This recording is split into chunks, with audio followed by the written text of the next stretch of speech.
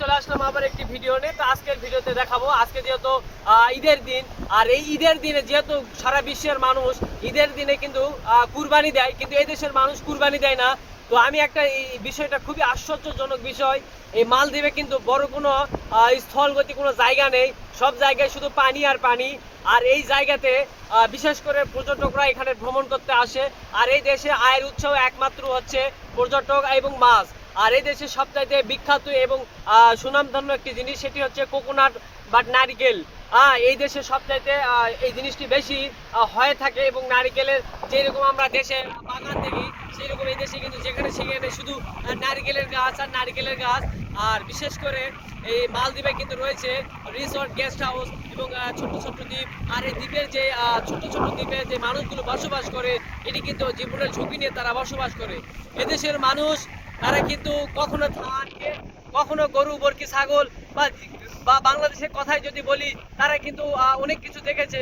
কিন্তু এদেশের মানুষ গরুর কয়টা পা, ছাগলের কয়টা পা এবং হাঁসের কয়টা, মুরগির কয়টা পা, এগুলো কিন্তু কিছুই জানে না। কারণ এদেশের মানুষ কখনো হাঁস, মুরগি, গরু, বরকি, ছাগল এগুলো কখনোই কেউ পালন করে না। এদেশের মানুষ পালন করার মতো কিছুই নাই। এদেশের মানুষ সব দিক দিয়ে এগিয়ে আছে। যেমন এদেশের মানুষ পর্যটকের খাত এবং অন্যান্য এগিয়ে আছে। দেশ বিদেশের মানুষ এদেশে ঘুরতে আসে, এদেশের মানুষ আনন্দ এনজয় করতে আসে, কারণ এদেশের মানুষ শান্তিতে অভ্যস্ত, এদেশের আইন শৃঙ্খলা সব দিক দিয়ে উন্নত। আর এদেশের মানুষ সবচাইতে বেশি পছন্দ করে তারা শান্তিময় একটি দেশ এবং শান্তিময় একটি রাষ্ট্র। আর এই দেশের মানুষের সবচাইতে বড় একটা জিনিস ভালো লাগে, সেটি হচ্ছে ন্যাচারাল খাবার। তারা 80% ন্যাচারাল খাবার খেয়ে থাকে। তারা গাছগাছালির পাতা বিভিন্ন কিছু খায় থাকে। তাদের শরীর স্বাস্থ্য এবং বডি ফিটনেস মাশাআল্লাহ অনেক ভালো, এবং তাদের দিকে তাকালে মনে হয় আবারও একবার তাকাই। কিন্তু দুঃখের বিষয়, আবার যদি তাকাই তাহলে মানুষ এটা বিষয় খারাপ মনে করবে। দর্শক, আপনারা জানেন এই সমুদ্রের বুকে বেশ কয়েকটি জিনিস দেখার মতো রয়েছে, সেগুলি কিন্তু আমরা কখনো দেখতে পারি না, কারণ আমরা একজন কর্মচারী, সাধারণ কর্মচারী। আর সাধারণ কর্মচারীরা কখনো ভালো কিছু করতে পারে না, ভালো কিছু দেখতে পারে না। যদি আমার এই ভিডিওটি ব্লগ ভিডিও, কিন্তু কথাগুলো দূরে বলার কারণ হচ্ছে এইদিকে সমুদ্রে বড় বড় ঢেউ আর বড় বড় গর্জনের কারণে আমার কথাগুলো হয়তো ঠিক মতো ক্লিয়ার নাও আসতে পারে। এই কারণে আমি দুঃখিত দূরে কথা বলার জন্য। আমি বিশেষ করে বলতে চাই, যারা মালদ্বীপে যারা আসতে চান বাংলাদেশ থেকে বা বিভিন্ন দেশ থেকে, তারা ভুল করেও একটা জিনিস মাথায় রাখবেন, যে এই দেশে আসতে হলে সঠিক মানুষের মাধ্যমে অবশ্যই আসবেন। আর যদি দালালের খপ্পরে পড়ে আসেন এই দেশে, তাহলে আপনার জীবনটা হয়তো বরবাদ হতে পারে।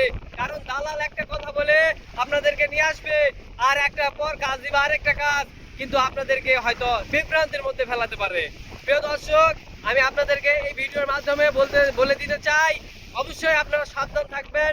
নিজের শুভাকাঙ্ক্ষিত আত্মীয় স্বজন যদি কেউ, পাড়া প্রতিবেশী যদি কেউ থেকে থাকে, তাহলে তো অবশ্যই তাদের মাধ্যমে আসবেন এই দেশে। কারণ এই দেশ একটি ছোট্ট একটি দেশ। আমি যে দ্বীপে বসবাস করি, এটি হচ্ছে সাগরের মাঝখানে। আর এই সাগরটির নাম হচ্ছে ভারত প্রশান্ত মহাসাগর। আর এই প্রশান্ত মহাসাগরের পাশ দিয়ে কিন্তু একটা দ্বীপ রয়েছে, আর এদিকে কিন্তু অসংখ্য দ্বীপ। আমি শুনেছি প্রায় মালদ্বীপে 1200-র মতো আইল্যান্ড রয়েছে, এবং 200 আইল্যান্ডে মানুষ বসবাস করে। আর এর ভিতরে কিছু রিসোর্ট রয়েছে এবং অন্যান্য জায়গা তো রয়েছে। আর মানুষের সংখ্যা কিন্তু খুবই কম। এদেশের জনসংখ্যা অনলি 5 লক্ষ জনসংখ্যা। এদেশের মানুষ শান্তিতে বসবাস করতে পছন্দ করে। বাংলাদেশের মতো নির্ভর, অত্যাচার, শুধু বেঈমান কোন লোক এই দেশে বসবাস করার অধিকার নাই। তারা কিন্তু সব সময় আমি দর্শক, আপনারা দেখছেন যে আমি সমুদ্রের পাড়ে দাঁড়িয়ে আছি।